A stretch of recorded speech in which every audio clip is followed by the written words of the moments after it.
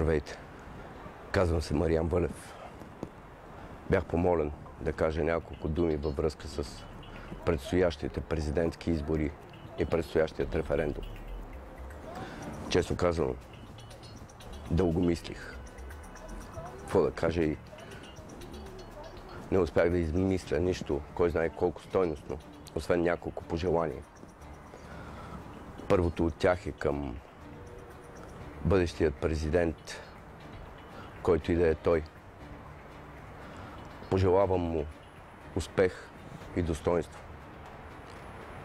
Успех, защото неговия успех е нашето достоинство и достоинство, защото неговото достоинство е нашия успех. А на нас, обикновените граждани и гласоподаватели, бих искал да пожелая 3 неща. Сила, смелост и свобода.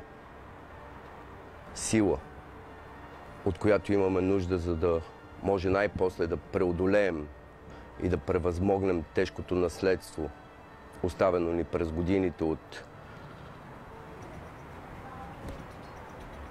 чуждестранни намеси, поробители и фалшиви управници. Смелост, която ни трябва, за да можем да повярваме в собствените си възможности, в качествата си на хора, от които зависи просперитета на България и бъдещето на нашите родители, на нашите деца. И последното нещо, което бих искал да си пожелаем, е свобода. Свободата сами да избираме своята съдба. Свободата на избор. Свободата на глас. Свободата, която толкова много е липсвала на нашите предци. Свободата, заради която те са умирали. Знам, че в момента живееме в щастливи времена.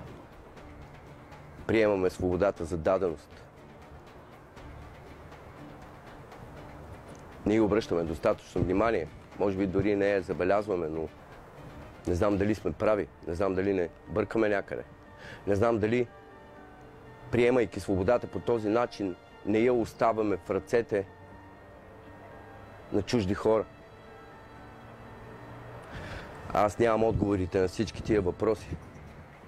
И съм последният човек, който ще каже на някой какво да прави с живота си. Аз съм просто един обикновен актьор.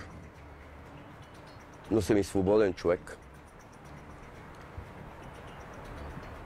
И смятам да упражня правото си на свободен човек на предстоящите избори. Подкрепете референдума. Това е важно за България. Благодаря ви.